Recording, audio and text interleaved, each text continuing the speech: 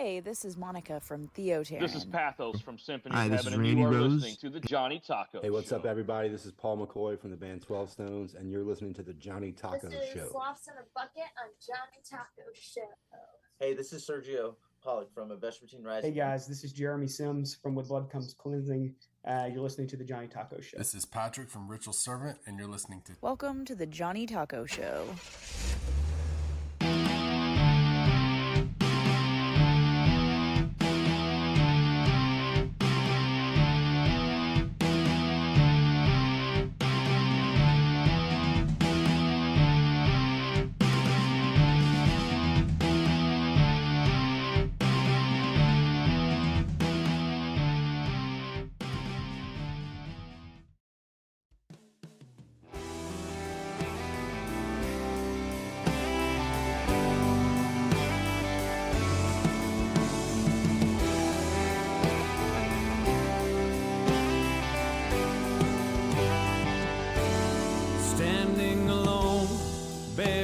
Shame, wondering where my life went wrong, crying to God for someone to blame, knowing the life I had was gone, living in fear of choices I made, thinking there was only one way out, but God found me, held out his hand and lifted me up off the ground. He rescued me, made me face what I had done. He rescued me and met me where I was. He rescued me.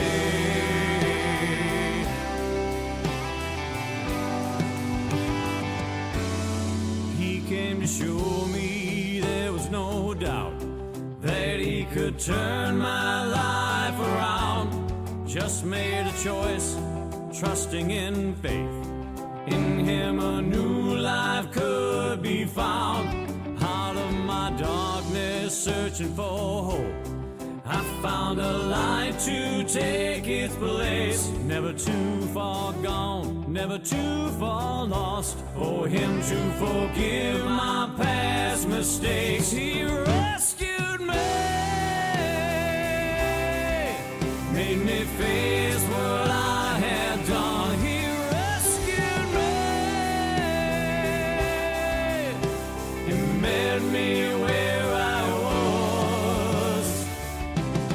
Found myself at the end.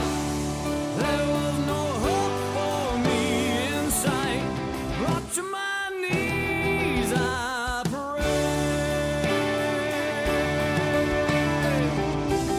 He picked me up, he pulled me through, surrounded me with his loving arms.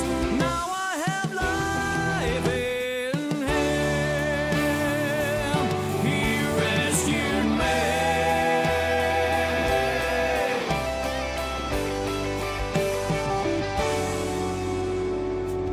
He rescued me, made me face what I had done. He rescued me and met me where I was. He rescued me. Jesus rescued me. He rescued me. Jesus rescued me. Rescued me.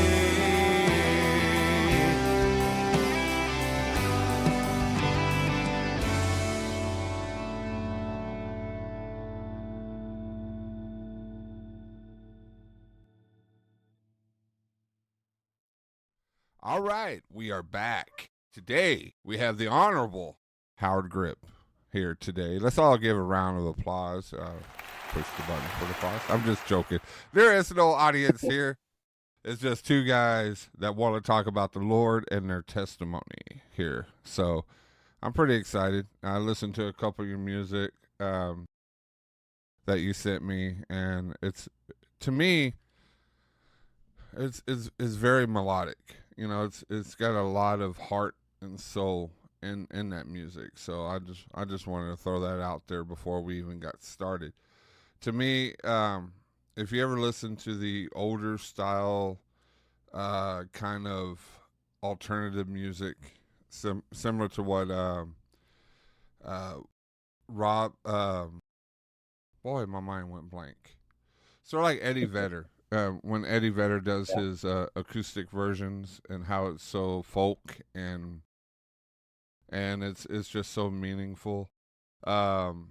Matchbox 20. That was the Matchbox 20 back in the earlier days, before they actually got hot. But they had an album where it was just it was cold, it was raw, it was a good emotional kind of connection, and that's what I got out of listening to a couple of your songs. So I don't know if you were trying to get that way. Also felt a little country yeah, to right, it. right on the money. Yeah, a little bit of country. That didn't happen on purpose, but It's a goulash of music. yeah, there you go. I don't think anybody makes goulash anymore. I don't think so either. My dad used to make great goulash. Yeah, so did my grandma. You know, my mom tried to. She tried. Yeah. Instead of Not quite as good. it was that song Mama Tried. Yeah, there you go. That was actually about goulash. I'll remember that next time I hear it. Yeah. So how are you doing today? You're all the way in Wisconsin now, right? Yeah. Well, we had a blizzard 2 days ago, and now all the snow's gone. So I've had a couple of seasons already in 2 days. Kind of how it works up here. Hey, in Texas during the summer, we have 2 seasons too, hot and real hot. Yeah. Yeah, I've been down there in the summer. I used to work for a company that had a plant in Paris, Texas, so I know the heat down there. Oh, yeah. Oh, yeah. And that's actually where my wife's from, Paris, Texas. Oh, really? Yeah, Yeah. They got the little tower with the hat on top of it. Uh-huh. Yeah, it was, she was born there and then moved to Dallas. And then, unfortunately, she met me. So, still married? Yeah, we're still married. We go. are still married. She is, Must be doing something right then. she is actually the best thing that ever happened to my life. You know, Yeah, awesome. when I found God found her for me, and it was just a nice trifecta. That's awesome. Very cool. So enough about my life. We're here to talk about you. So tell us a little bit about the life and times of. Oh boy, my throat. Just tell me the life and times of you, Mr. Gripp. Well, in terms of how far back you want to go, I started playing drums when I was 6. My mom was she was a musical person in the family. Her side of the family is all musical. She played in the church. She played the big pipe organ at church. She sang in choir and she worked at church. And so I was at church a lot when I was a kid. So I grew up in a Christian church. Played, I think we did production of Godspell. So that was my first time playing live in front of people on drums. That's what I played most of my life was drums. Grew up, went to church all the time, believed in Jesus. I was baptized when I was a baby, and that's kind of how I went to an Episcopalian church. It was kind of Roman Catholic Christian mix kind of thing. They baptized all babies when they were infants. And I went to Bible camps and did Sunday school and everything there. And then about 16, I formed my first band, and we rented a hall and we played, I don't know, to 50 people or something like that. And that was my first taste of gigging in a rock band. I played in a rock band all my life. I played in either a rock band or a rock duo or rock solo or whatever all my life. And I moved out when I was 17 or 18 and really wanted to I wanted to be Van Halen back there. I wanted to be a big star, and I went for it, but I met a woman and we got married and we had some kids. So I had to work because music wasn't supporting the family, but I still played all the time. I did actually go on the road for a couple of years, which was tough. It was tough on the marriage. It was tough on the, family life, and we'll get into my testimony a bit later, I think. But I lived the rock star life, I guess you'll say, including all the bad stuff that goes with it, and did some damage in my marriage and did some damage to my kids, and just for not being around, and just everything that I got into, and I was either on the road or playing on weekends or whatever it was. But I did that till I was about like 35, and then I decided that I always heard, and maybe I just had this in the back of my head, I don't know, but once you get to 35, if you haven't made it big as a rock star, you're done. So I did everything I could till I was 35. Cut a CD. I had a record contract, small one out of California. Got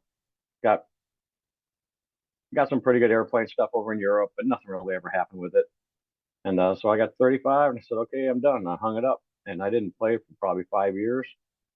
I would like this little studio I got here. I still have my instruments around. I tinker a little bit, but I didn't learn anything. I didn't write anything. It was just, I felt I was done. But as time grew on, and if you're a musician, it's in your bones, it's in your blood, and it always comes back to the surface. So I moved. I got a different job, and marriage was still kind of rocky, and I ended up getting in another band just to play and kind of separate things. And eventually I got a divorce from my wife, and just from the things that I had caused from my old rock and roll days, they just wouldn't go away. And so we kind of fell apart, and I got divorced, which affected my kids. Even though they were older, it affected them a lot, which I didn't expect, but it did. And so when I started playing, I played in that rock band for a while, and then we kind of broke up, and the girl wanted to do an acoustic thing, and I'd never really done that before. So I said, sure, we'll go out and do that. And I started doing the acoustic with her for a while. And during that time, I was looking for someone else, and I was looking to get back into my faith. I don't want to say, I know it kind of sounds like I said when I turned 17, 18, I went on the road and tried to be a big rock star and left all my faith behind. That's not totally true. I mean, I didn't walk away from my faith by any means, but it kind of got to the point I was living for me. I was making all my own decisions, and I wasn't relying on God at all. I knew best. I knew better than anybody because I was a young kid and thought I had everything I needed. But when my marriage dissolved, it became really apparent to me that something huge was missing in my life. And maybe if things would have been different back then, and faith would have been stronger in my life, maybe the whole marriage would have went a different way. I don't know, maybe not. But so when I started looking for someone new, I was looking for someone who was strong in their faith, because I wanted to get back into my faith. I wanted to give my life back over to Jesus and God where it belonged. And I met my now wife, Michelle, and first thing she did, well, maybe the second thing she did, got me to go to church. So it was actually kind of like a couple of dates. We're going to church on a Saturday night. And something happened when I went back to church. I was worried when I walked through the door, I was going to burn up, Yeah. Because it's been so long since, I don't know if I can go in here, Michelle. I don't know. But it was good. I mean, the first couple of times we went, it was like, okay, this is what I'm looking for, but I don't know if this is what I'm looking for. And we went more, and her family is very strong in faith, and she has 2 daughters that are very strong in faith. And we eventually got married, and we moved up here to Wisconsin Rapids by maybe 2.5 years ago now. And we wanted to find a church that we could become members of. I'd never been a member of a church before, so we found Crossview Church here in Wisconsin Rapids. Took the classes that you had to take there, and probably within 3 months we were members of the church. I I always wanted to play in the worship team, but was terrified. And that's just because it's such a different kind of music. One, I didn't know it. I didn't listen to Christian music, so I didn't know it. So that was very challenging at first, but I had to try out, and I made that. So now I play on the worship team. My wife teaches Sunday school. She has a strong passion for uh, rescuing children.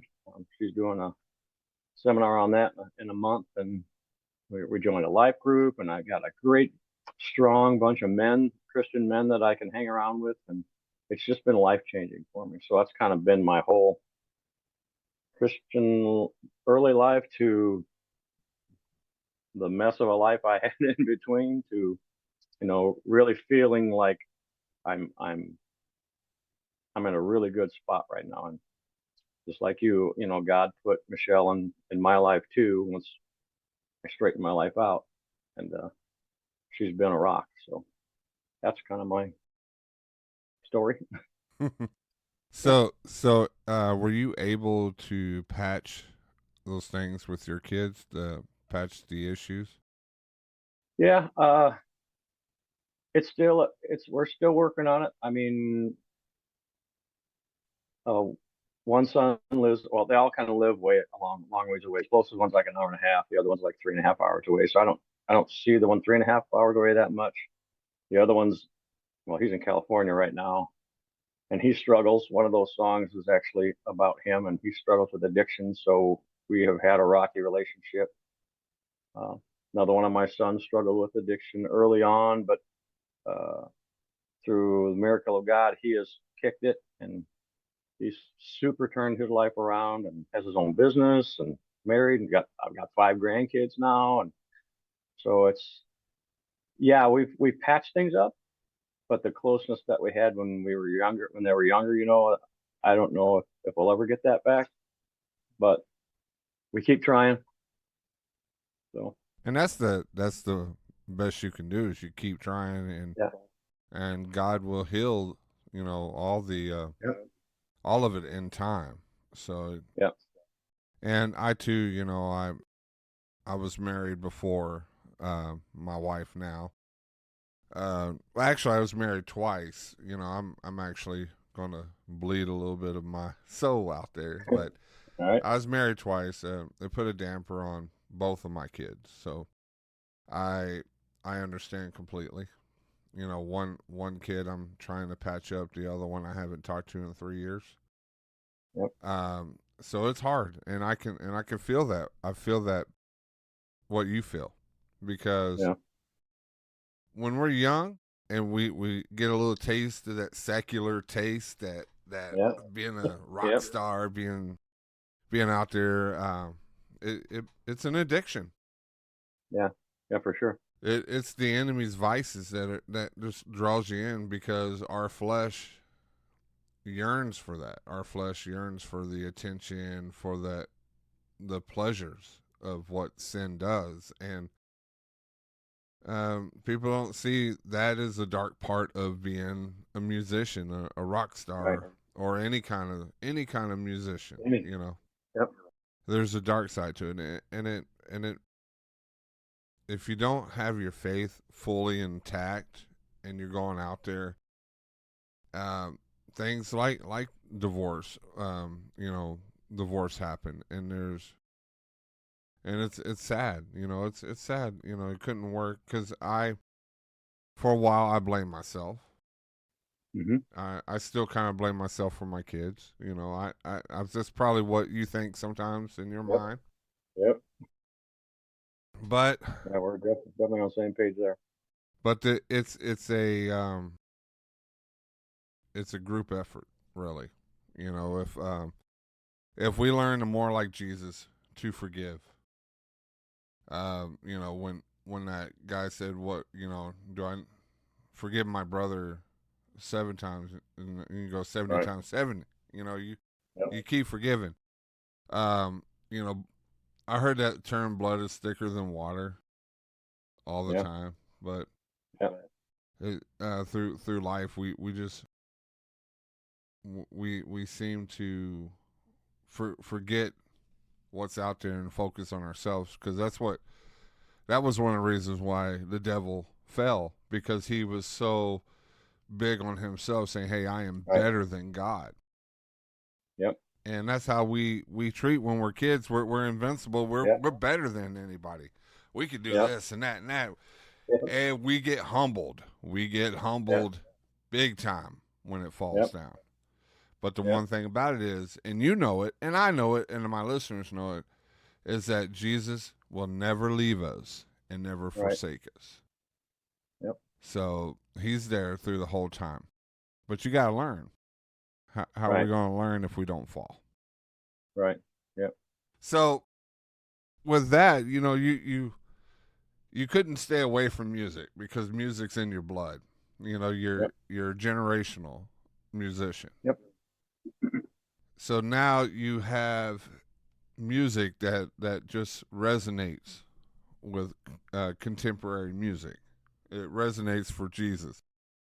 When you started the music, when you started doing Christian, how did the music come to fruition? How did it unfurl? Did you just sit down? Did you go into a quiet place, or was this? Well, I know one song was for your son. Yeah, and, that was a dark place. Yeah, the dark place. Yeah. But did you sit there and you prayed, and the music just flow out? Well, I went to out here in once a year in Oshkosh, Wisconsin. They have a big Christian weekend festival called Life Fest. I heard. Okay, so they have all kinds of Christian musicians, big names. I didn't know who any of them were, but my wife said, "Hey, I went to this years ago, and you really love music, and we should go." And at that point, I really don't know any Christian music at all. I mean, I take that back. When I was younger, I listened to a lot of no, I can't even think of them. Well, I did listen to some Christian rock when in my early days and thought it was kind of cool, but other than that, I didn't know any of this contemporary Christian music at all. So I'm like listening to this Christian radio station before this weekend comes up because I want to at least recognize something, you know. Yeah. And we went and we listened, and I didn't know any of the artists. I might have known a couple of songs, but it blew me away. And when we got done with that, this was 2 years ago, I said, you know, honey, God's telling me to do something different with my music. I don't know what it is, but he's telling me to do something different with my music, and I think it might be this. But then life kind of got in the way after that weekend got done, and I played a little bit, but I didn't do a whole lot with it, you know. And that's when I was in the worship team, so I was still learning how to play all those songs, and I mean, I had to work hard on that. It wasn't like you know, if I'm going to do some rock songs or something right now and an acoustic duo, you know, give me half hour, I got them because I know them all. I'm familiar with all of them in my head. But when these Christian songs came along and I really started listening to the words and what they meant, they were hard. It was hard for me to learn that because I wasn't just learning the song and singing some words. You know, I was learning the song, sometimes learning about the people in the song and being convicted all at the same time, you know. So but it was great. It was hard, but it was great. So we went again last year to Life Fest, and I've never written any Christian music up to this point in my life, and I saw Ben Fuller. Phenomenal. I mean, super humble. Words are extremely deep and meaningful, and every time he got done with a song, he said, "Praise God." Every time he didn't want, you weren't clapping for him. You were worshiping God. And something moved me that night. And that Saturday morning, I woke up and I wrote "He Rescued Me" in the hotel, half asleep.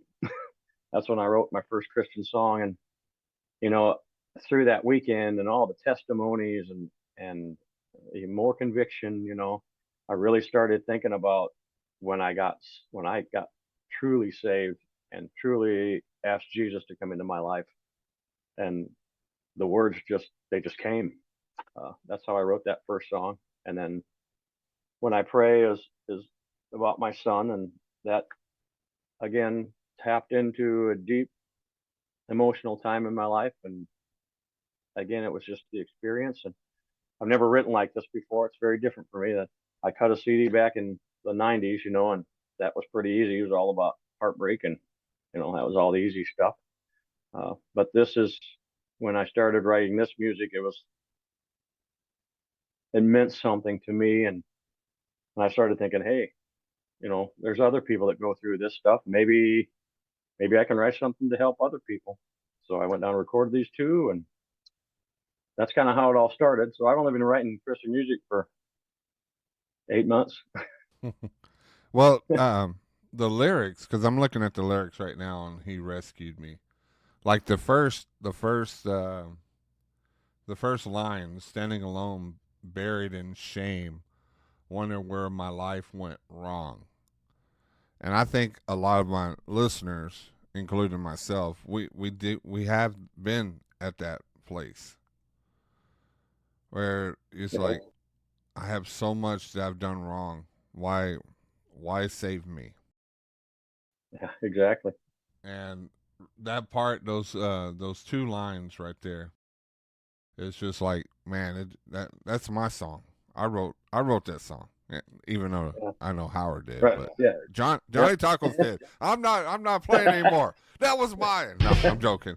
But crying to God for someone to blame, have you ever felt like, oh God, this is your fault? Why did you do this? Why? Because there was times in my life, I became an alcoholic.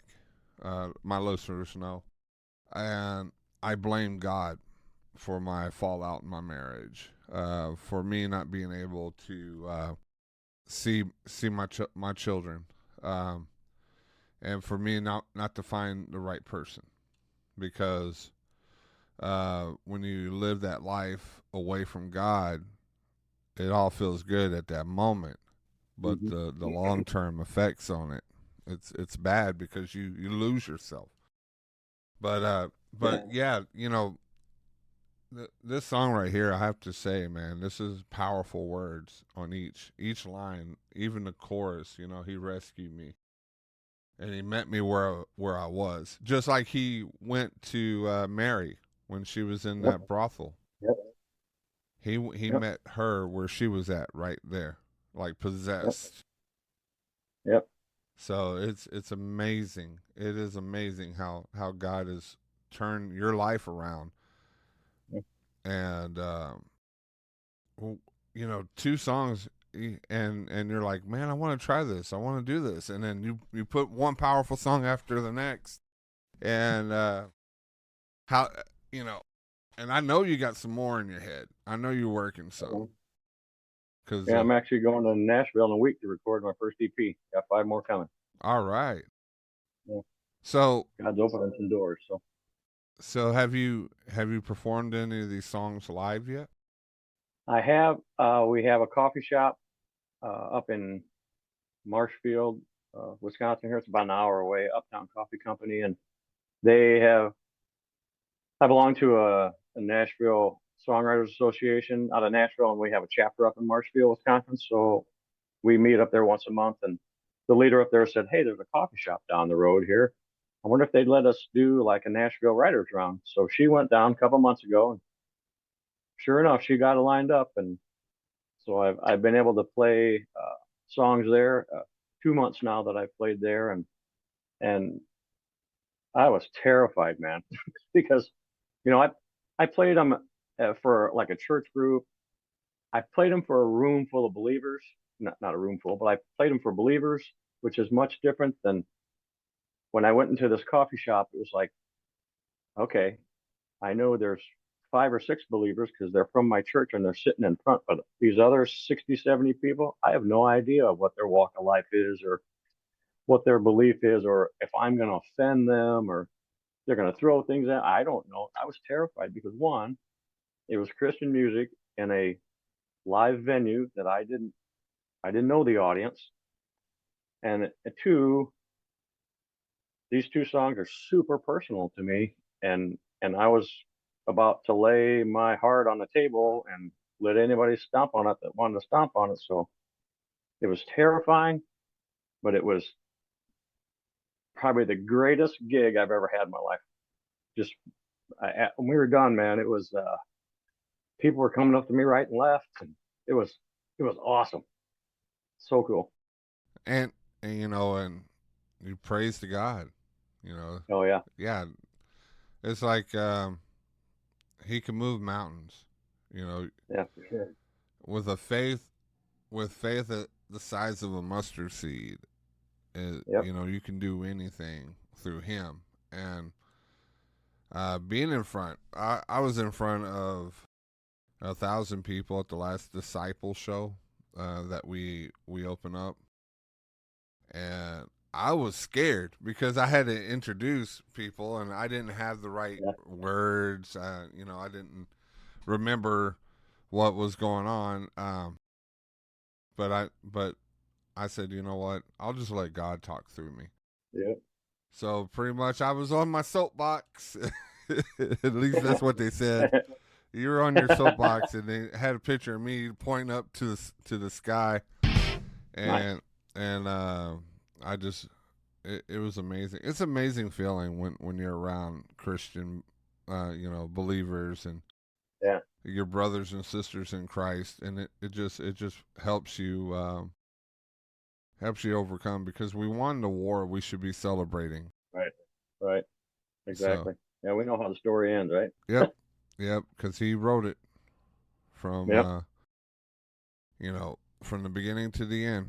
He knows everything. He knows all your hair. He knew what you were going to do before you even know it. And, you know, the great author. So. Yeah, he has blessed me in many ways with this. Amen. And besides the fest you're going to, are there any other promotions that you want to put out there? Any other concerts? I've joined, I don't know, probably 50 Christian Facebook groups, you know, and I've emailed festivals around the country. I'm just trying to play. I'll do them for free, you know, or gas money to get there or whatever. I don't care where I go. And right now I haven't had a whole lot of luck, you know, and it could be because I'm new and I've only got a couple of songs out, and I don't know what it is, but I don't have a lot going on right now in that area. That's really what I want to do. It's my music ministry. I really want to grow my music ministry, and you know, I'm not trying to be a big star anymore. You know, if I was 20 maybe, but I'm not trying to be a big star anymore. I just want to write music that people can relate to, and hopefully it helps them. You know, and if I can help save somebody's life, that's my goal. So again, it's all new, and I have heard back from a lot of festivals, and you know, I probably got to them a little late. They're probably already all booked for the summer. A lot of them are already all booked for the summer, but they have me on the list for next year. So we'll see. You know, God will make whatever happen. So yeah, I trust in Him. So yeah, and you got to put yourself out there, and everybody has to put themselves out there. But no, your music is awesome, dude. You got two great songs out there that are available for people to listen to on Spotify, right? Spotify, Apple, all the good streaming companies. It's a Howard Gripp music, and we are getting close to the end of the show. Really, I just want to let you know that God knows what you're doing.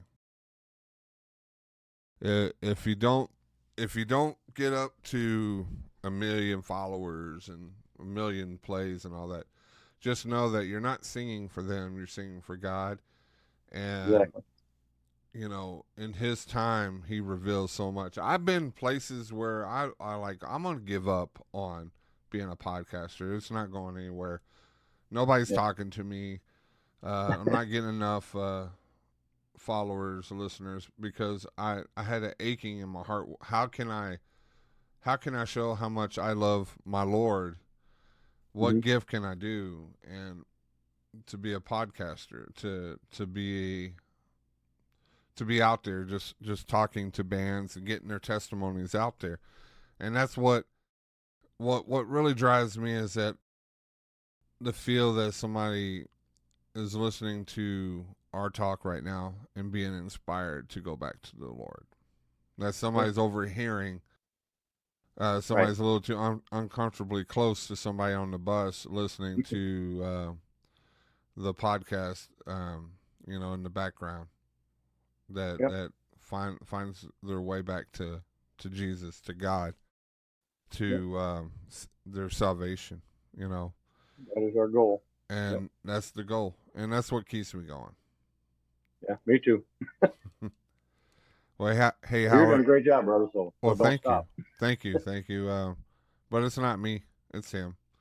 He keeps me going. He keeps that fuel going, that burning yearn to get his word out there.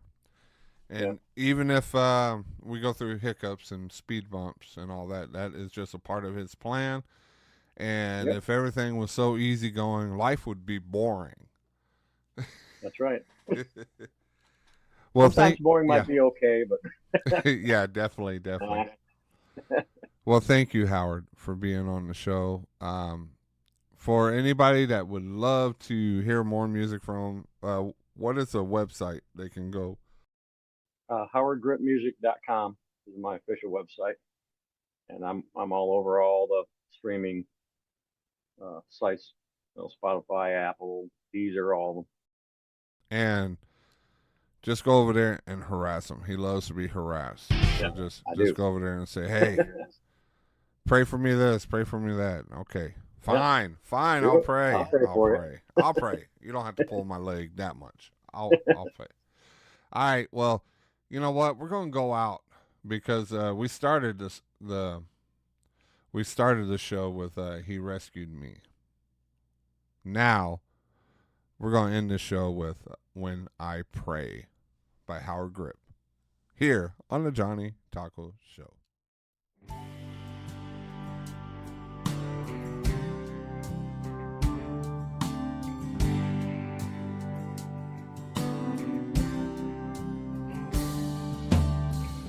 I got the call at 6 a.m. It don't look good, you better hurry. They said you're fighting for your life. Scared to death I won't get back in time.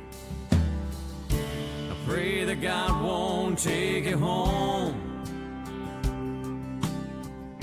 'cause I don't know if you belong. The only thing that comforts me is when I pray.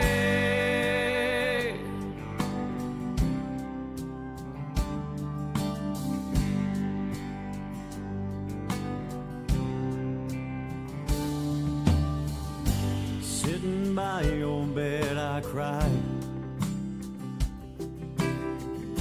I cling to hope that you will open your eyes. Addiction's taking hold again. I've got to find a way to get faith in. I pray that God won't take you home, 'cause I don't know if you belong. The only thing that comforts me is when I pray. Sand's feet I laid on. When I pray, I feel His tender mercies fall. We've been down this road so many times before. I don't know what else I can say. I think that I'm to blame for the misery and pain. Wish I could take it all away, but all I can do is sit beside your bed and cry. I cling to hope that you will open your eyes. need to know that if you go, you found salvation somewhere along the road. I pray that God won't take you home, 'cause I don't know if you belong. The only thing that comforts me is when I pray, it's at His feet I lay it all. When I pray, I feel His tender mercies fall.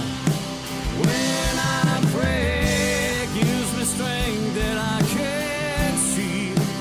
When I pray, the only thing that comforts me is when I pray.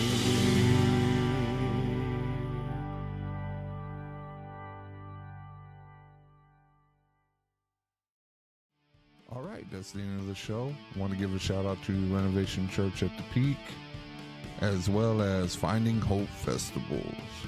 To all the new listeners that happen to stumble upon here, thinking that this was a Food Network show. I hate to be the bearer of bad news, but you know what? I have the opposite. I love being the bearer of good news, and the good news is Jesus Christ, and you do get edification through the testimony and the music of our guests. Want to give a shout out to all the diehard listeners that listen to us on the daily. You are the sour cream on this Taco Supreme. And without you, I would just be talking to myself on the wall, and that would give ample ammunition for my wife to put me in Gotham forever.